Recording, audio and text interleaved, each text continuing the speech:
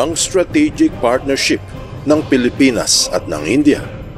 Alyansang nakatuon sa kalakalan, sa teknolohiya at diplomasya. Pinaniniwalaan na isang matibay na hakbang tungo sa pag-unlad ng dalawang bansa.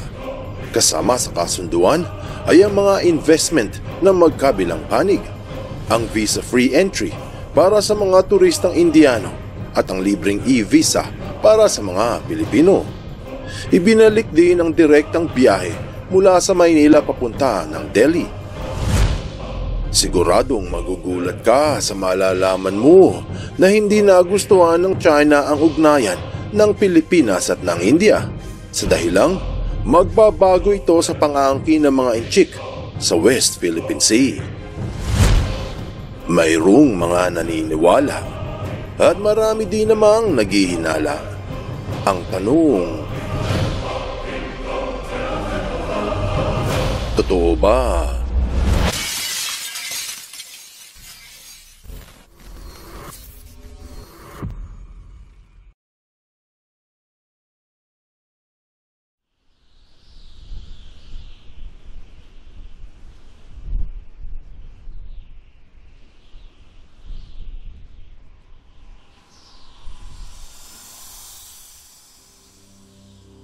Pagpasok ng buwan ng Agosto taong 2025, nagsagawa ng isang makasaysayang 5 araw na state visit si Pangulong Ferdinand Marcos Jr. sa India.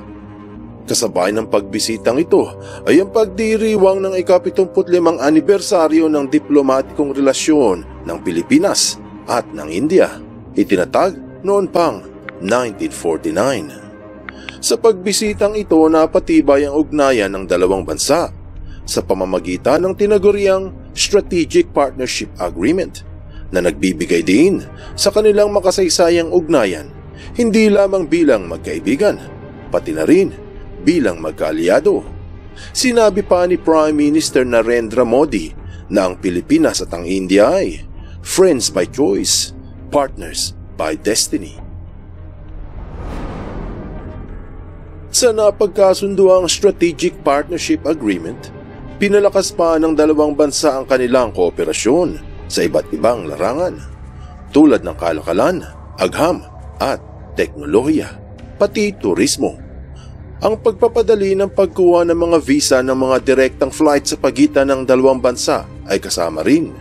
Isa sa mga pulong na ginanap ay sa harap ng mga negosyante sa rehiyon at ang layunin ay upang magbukas ng mga investment opportunity na nagkakahalaga ng $5.8 billion.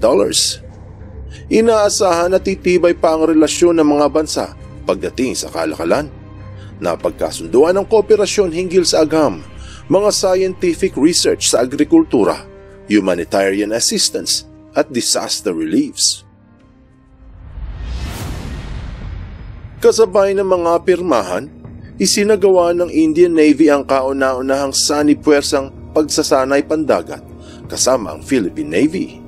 Nagkasundo rin ng dalawang bansa na palawakin ang kooperasyon sa estratehiya, kabilang ang pagpapalitan ng terms of reference para sa tatlong sangay ng militar at ng Coast Guard.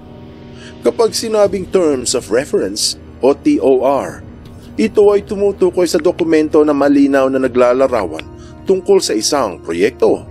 Nakalahad dito ang layunin, responsibilidad at mga limitasyon para masigurong alam ng lahat kung ano ang inaasahan. Kumbaga, ito ay ang gabay para sa matinding plano ng dalawa. Ito ang direksyon para magkaisa ang kilos ng Pilipinas at ng India sa larangan ng depensa.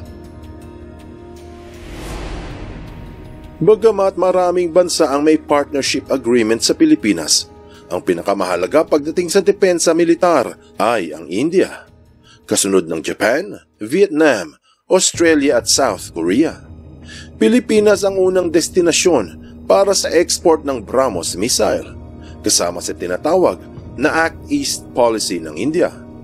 Base sa Observer Research Foundation, Ang Act East Policy ay ang bagong yugto ng pakikipag-ugnayan ng India sa mga bansa sa Timog Silangang Asya na naglalayong palalimin ang pakikisama sa mga bansa sa rehiyon, kasama ng Pilipinas. Dahil dito, pinalakas ng pamahalaan sa New Delhi ang pagbuo ng mga kasunduan sa seguridad at ng mga planong pang-militar.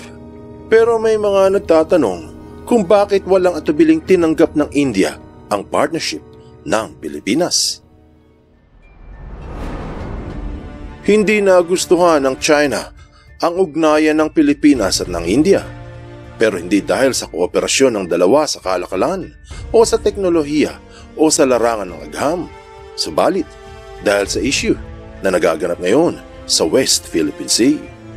Binatikos ng mga komunista ang ugnayan. Ayon sa The Week, noong ika-6 ng Agosto, na nagalit ang China sa pagpasok ng India sa issue ng South China Sea. Ito raw ay nagsisimula ng gulo. Sinabi na nababahala ang mga inchik dahil ang punto ng agreement ay kooperasyon sa depensa at sanib puwersa sa mga naval drills. Dapat lang siguro silang magalit dahil nagkasundo ang Pinas at India sa pagpapalawak ng maritime collaboration at ugnayan ng kani-kanilang mga hukbo sa lupa, sa himpapawid at sa karagatan. Pero mukhang may mas malalim na dahilan ang mga Indiano.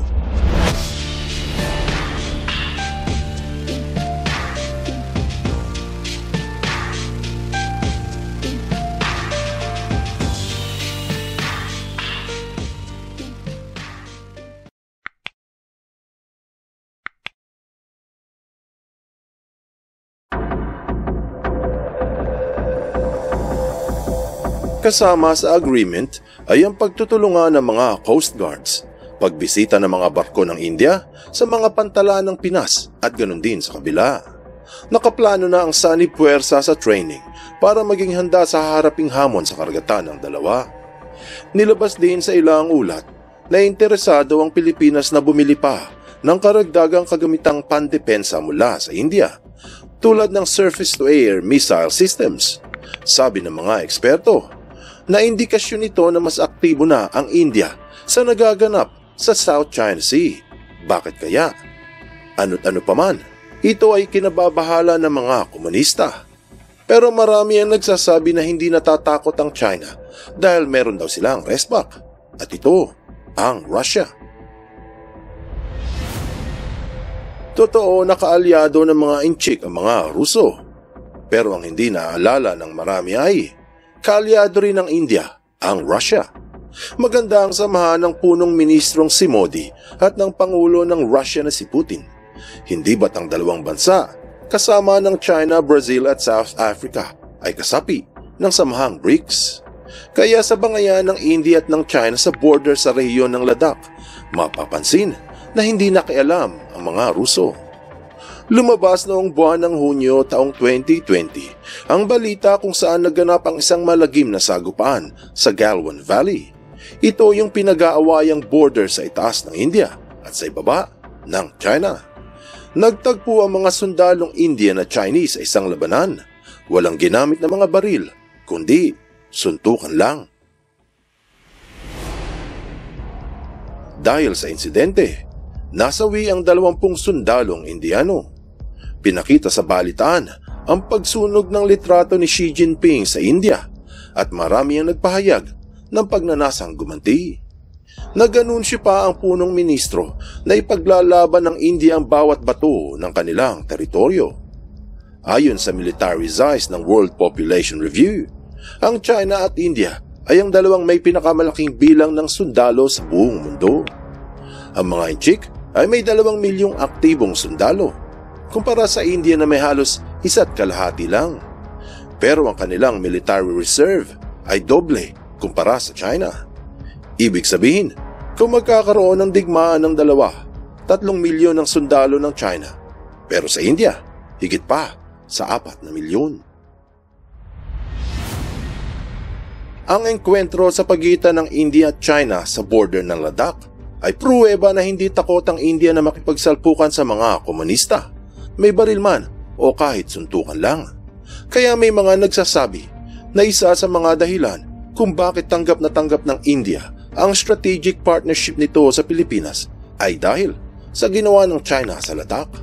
At ngayon, may dahilan na silang makisali sa West Philippine Sea. Matagal nang magkaaway ang India at China kahit pa magkasama ito sa BRICS. Pero kung magkakaroon sila ng alitan sa WPS, marahil ito ang nakikitang pagkakataon ng India na makaganti sa pambubuli ng mga inchik. Ngayon lang nakaraan at nambuli na naman ng China sa WPS. Habang ang BRP Teresa Magbanua at ang BRP Suluan ay nagbibigay ng suporta sa mga mangingisda ng Pilipinas, sinundan sila ng mga barko mula sa China, isang PLA Navy destroyer at isang Chinese Coast Guard cutter. Ginamitan ng water cannon ng BRP Suluan mula sa likod, bago aksidenteng mabangga ng Chinese destroyer ang kanilang CCG vessel. Pagkalipas ng ilang sandali, nasilayan ang pinsalang natamo ng barko ng Chinese Coast Guard. Kalahati ng kaliwang unahan ay nasira. Inulat ng ating Coast Guard na may namatay ng mga inchik. Kaya kung matutupad ang agreement ng India at ng Pilipinas, pinangangamba ng China ang pagsali ng India sa issue ng West Philippine Sea. Anong aral ang mapupulot dito? Ang strategic partnership ng Pilipinas at ng India ay nakatuon hindi lamang sa kalakalan, pati na rin sa depensa, pangkaragatan. Pinaniniwalaan na isang matibay na hakbang tungo sa pagpapalakas ng dalawang bansa na pinangangamba ng mga inchik. Lalo pat naargabyado noon ng India sa Ladakh, kaya ang pagsali nito sa WPS ay mukhang hindi mabuti para sa mga komunista. Baka nga naman sila ay ma-checkmate. Hindi batang sabi, ang paghihiganti di palaging agad, ngunit kapag dumating, daan-daang sagad. Buksan mo ang iyong isip at hayaang lumalim pa ng lubusan ng iyong pangunawa sa mga kasaysayang kapupulutan ng maraming aral. Tandaan, katotohanan ng susi sa tunay na kalayaan.